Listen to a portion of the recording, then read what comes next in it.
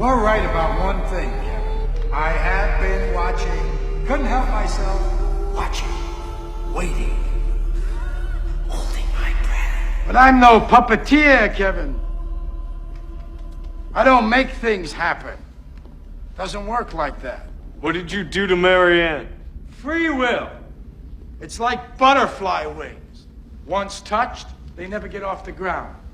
No, I only set the stage. You pull your own strings. Alright, I don't know how to start this video, but I have been meaning to make it for a while, so let's just dive into some critiques of Enlightenment anthropology. Alright, we'll start with the darling of the Scottish Enlightenment, John Locke, and we'll start with his understanding of human anthropology as expressed in an essay concerning human understanding. It is an established opinion among some men that there are in the understanding certain innate principles, as it were stamped upon the mind of man, which the soul receives in its very first being, and brings into the world with it. It would be sufficient to convince unprejudiced readers of the falseness of this supposition if I should only show how men, barely by the use of their natural faculties, may attain to all the knowledge they have, without the help of any innate impressions, and may arrive at certainty without any such original notions or principles. Here Locke expressly rejects the notion of an innate nature, suggesting that all man has is his natural faculties and the knowledge they attain to. This is an outright rejection of earlier notions of Aristotelian teleology, in which there's an innate nature to all things that inform its purpose and ends. Now, John Locke wouldn't reject a natural teleology, but he would, again, deny an innate nature and ground it rather in empirical observation and discovery. The irony here is that he expresses an almost Pelagian view of human anthropology, in which man is neither good nor bad and capable of sort of either action depending on the way he uses his faculties. Ironically, Locke will say it's not difficult for him to show how man can attain to all the knowledge and arrive at certainty without original notions or principles. But it's very obvious that people marvel at 1,000-year-old, 2,000-year-old marble statues and their beauty, not because they were told to, or because they discovered that beauty, through their empirical faculties. There's just something about it when you look at a mountain or hear the crack of thunder that awes you. That's just there. So the empiricist fails spectacularly to sort of grasp the depth and unity of the human nature and humans. And that dovetails into the next person we'll talk about, Jean-Jacques Rousseau, representing a more romantic view of human nature. Not necessarily in opposition to Locke explicitly, but you'll see his basic assumptions about human nature really do stand contra Locke. So in Rousseau's discourse on the origin of inequality, it is then certain that compassion is the natural feeling which, by moderating the violence of love of self in each individual, contributes to the preservation of the whole species. It is this compassion that hurries us without reflection to the relief of those who are in distress. It is this which, in a state of nature, supplies the place of laws, morals, and virtues, with the advantage that none are tempted to disobey its gentle voice. In a word, it is rather in this natural feeling than in any subtle arguments that we must look for the cause of that repugnance, which every man would experience in doing evil, even independently of the maxims of education. Although it might belong to Socrates and other minds of the like craft to acquire virtue by reason, the human race would long since have ceased to be, had its preservation depended only on the reasonings of the individuals composing it. You can see multiple times Rousseau raises almost the same points I do. Any subtle arguments that we must look for the cause of that repugnance which every man would experience in doing evil, even independently of the maxims of education, would be my point exactly. But that's not to say Rousseau is right either.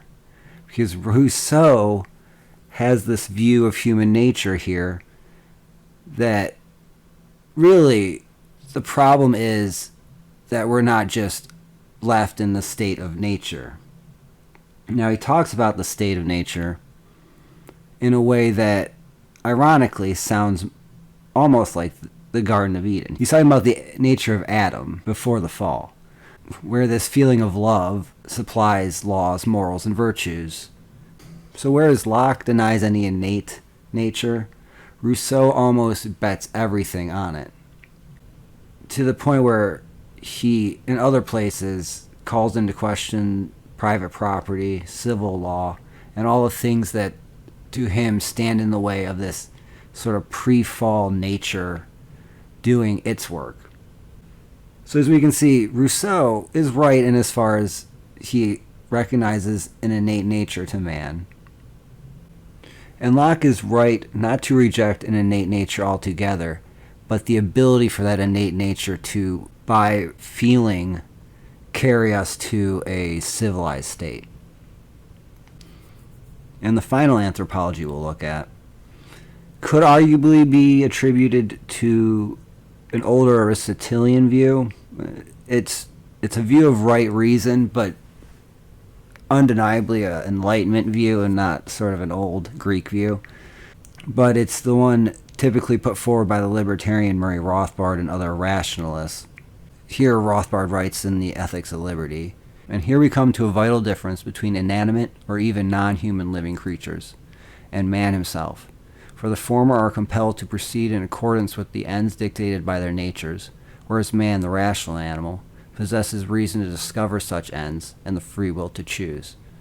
So here you see it is a kind of right reason where we have ends dictated by our nature, but we must use our reason to discover those ends and then direct our will to choose those ends. So it doesn't make the error Locke makes in denying an innate nature. And it's not as foolish as Rousseau as to expect man to, through expressions of feeling or emotion, act towards these ends. But the real problem with this view is if it's our nature to use reason to discover our nature and then act in accordance with it, why are we so bad at that? It's not enough to say that animals are simply just compelled towards the ends dictated by their nature, because the contention is our nature is to discover our nature. So if that's our nature, we should be good at it, right? Otherwise, it seems like there's something keeping us from discovering what we're supposed to do. If it was just a matter of we're supposed to figure it out, we would figure it out, and then we would do it. But human history will attest that there's a lot more bad than good.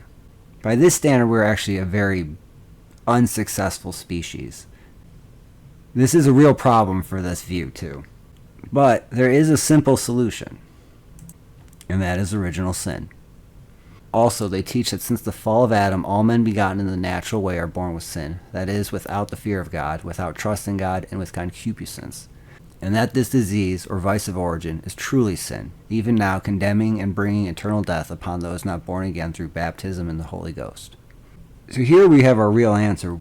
Why can man not just rely on his innate feelings, as Rousseau would hope?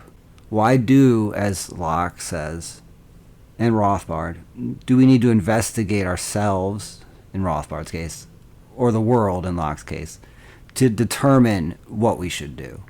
And why are we so bad at doing that? The sin that corrupts us, that drives us, that foils Rousseau, and frustrates Locke and Rothbard. So it's really only with the understanding of original sin corrupting our innate nature that we can properly correct the errors of Enlightenment anthropology. And I'll end the video with Paul elucidating the real weight of sin on human nature. For we know that the law is spiritual, but I am of flesh, sold into bondage to sin. For what I am doing I do not understand, for I am not practicing what I would like to do, but I am doing the very thing I hate. But if I do the very thing I do not want to do, I agree with the law, confessing that the law is good. So now, no longer am I the one doing it, but sin which dwells in me. For I know that nothing good dwells in me, that is, in my flesh. For the willing is present in me, but the doing of the good is not. For the good that I want, I do not do, but I practice the very evil that I do not want. But if I am doing the very thing I do not want, I am no longer the one doing it, but sin, which dwells in me.